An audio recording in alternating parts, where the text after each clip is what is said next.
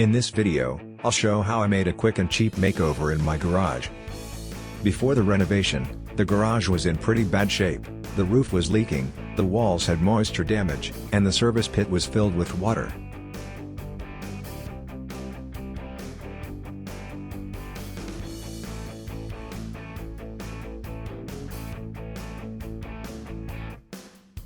The first thing I started with was fixing the roof.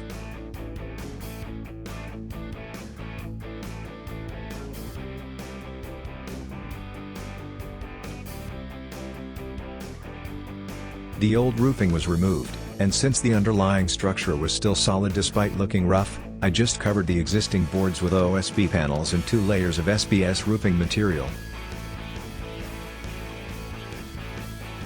There were some pretty big and ugly fungi on the roof boards, which had formed because of the leaks and poor ventilation.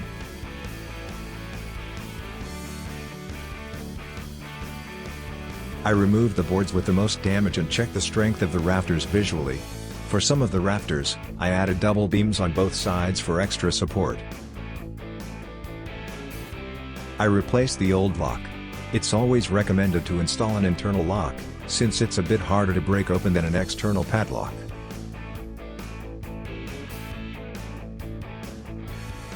The pit was full of water, and I couldn't tell if it came from the leaking roof or seeped up from the ground. I had already emptied half of the pit with a bucket earlier, but unfortunately, I didn't manage to film it. The other half stayed at the same water level for months without rising or falling. I decided to drain the pit and hope that the water level wouldn't rise again.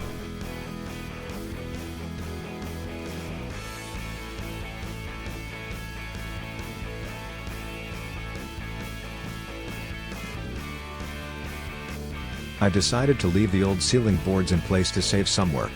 I only removed the rotten boards and installed new battens in the necessary spots for the ceiling panels. From what I know, fungi should only grow in an environment where there's enough moisture. If the moisture is gone and proper ventilation starts working in room and inside the ceiling, the fungi shouldn't spread anymore, and the situation should stay stable as it is now. Since this space will mainly be used for storing moisture-resistant items, not for living, I'm not worried about how the wood looks. To give the ceiling a better look, I'm going to cover it from below with 10 mm thick OSB panels.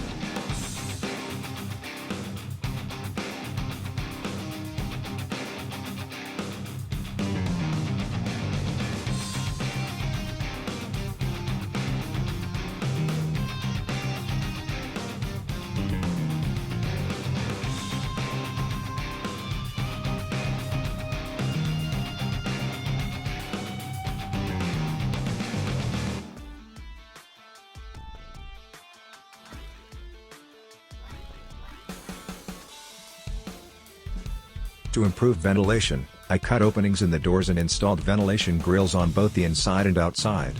To help the air flow better, I also installed a ventilation chimney at the back of the room inside the ceiling.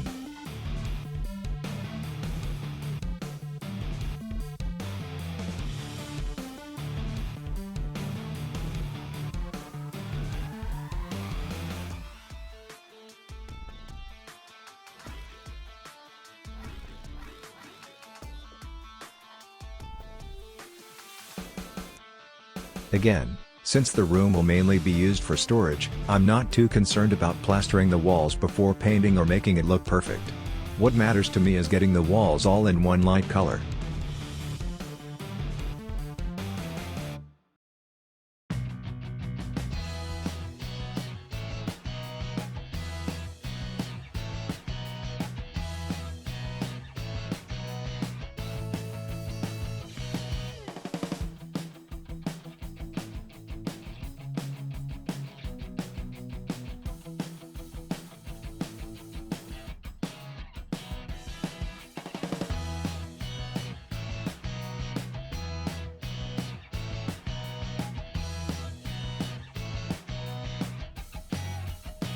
As you can see from the picture, even just a light color makes a big difference in the appearance of the room.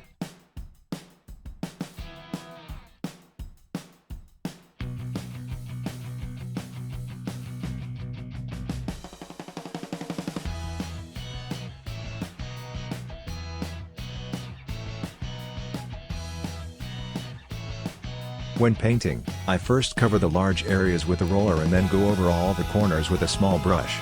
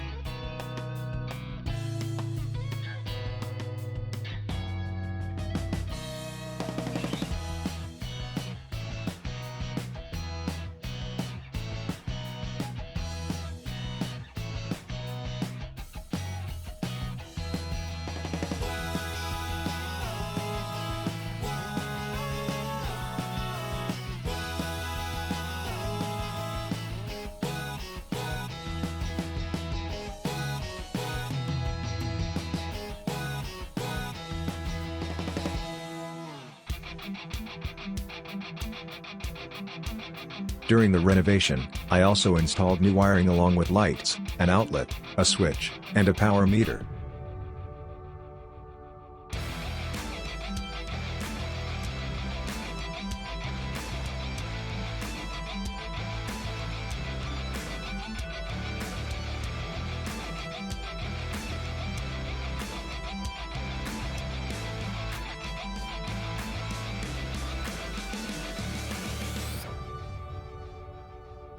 Almost waterless pit had been sitting for a while, and I noticed that after heavy rains, the water level had unfortunately started to rise. From this, I concluded that water was indeed seeping in from the ground. To prevent future problems, I decided to abandon the pit and fill it in. Even a small amount of water at the bottom of the pit would create a lot of moisture and problems in the garage. I don't really need the pit for car repairs anymore, especially since this space is meant for storage. To prevent moisture from seeping up from below, I installed plastic sheeting between the fill layers.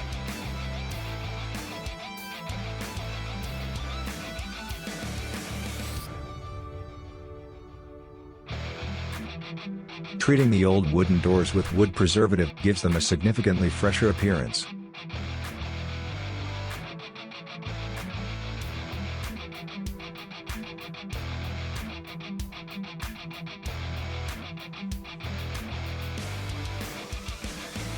To achieve a better look, I also treated the new cover boards of the pit with wood preservative.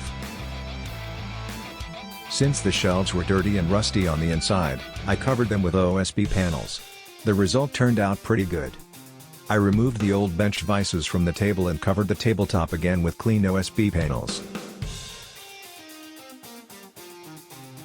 The last thing to do was clean the floor, and the garage was ready for use.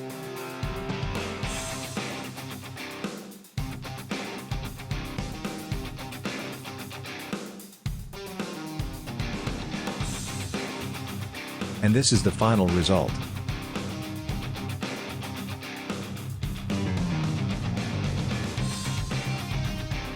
Thanks for watching, and if you liked the video, feel free to give it a thumbs up and subscribe.